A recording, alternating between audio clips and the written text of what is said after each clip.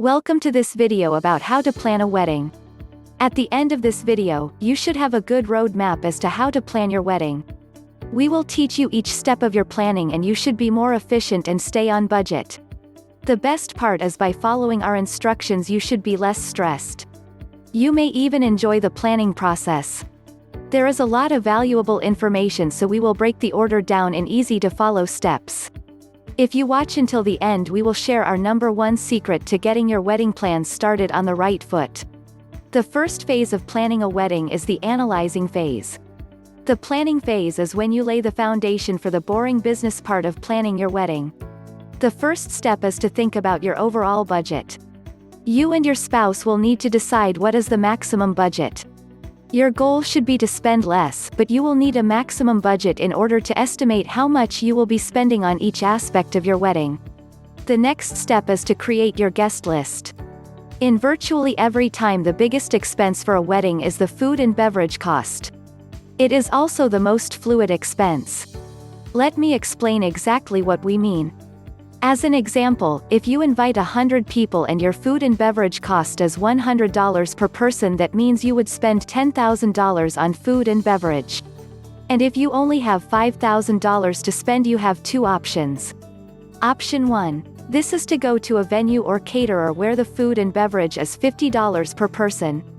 Option 2 is you can invite 50 fewer people.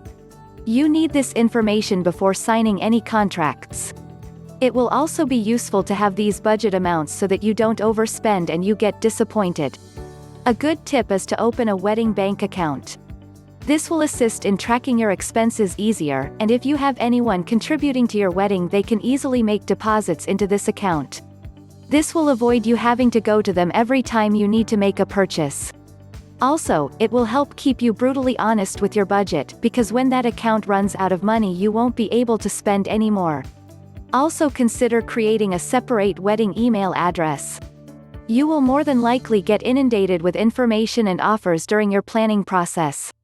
This separate email address will make sure your regular work email or your personal email address won't get clogged up, and if you want to take a break from your wedding planning, just ignore that account for a couple of days. Phase 2 is the discovering phase. This is great fun and you can dream about anything and everything you want. A great starting point is searching the internet, going to bridal shows and making vision boards. Make sure to keep all of your ideas organized and use applications like Pinterest and Evernote. Phase 3 is the shopping phase. In this phase, you do exactly what it sounds like you do. In the shopping phase, you will purchase the items and services for your wedding. In the shopping phase, you will interview vendors, negotiate contracts, sign contracts, try on dresses and buy flowers. A very important thing to remember is to review your budget every step of the way. The fourth and final phase is the organizing phase. If your wedding is more than 6 months away, the organizing phase will be during the last 60 to 90 days. If your wedding is less than 6 months away, you will need to start on this phase as soon as possible. During this organizing phase, you will need to review everything you contracted, make sure that your venue and vendors have the correct start and end times, and that you have all the services that you need. In the final 2 weeks, you will need to finalize your guest count and give that information to your venue, caterer, and decorator so they can finalize your order. You will be making final payments at this time as well. A very important task during the last few weeks is your final agenda. The agenda is to organize everything on the wedding day to the finest detail. The information to include in the agenda is when your vendors set up and start right to when your wedding party is taking photos. The best tip that we promised to share at the end of this video is that the secret of planning a good budget is setting your priorities. During the analyzing phase, prioritize all of your wedding expenses. Maintaining a good budget is a balancing act. If you overspend, you need to know where you can take money from in order to get you back in balance, otherwise you'll find yourself spending way more than you wanted to. For example, if the most important thing to you is to have the best photographer in town, you may have to spend less on your flowers.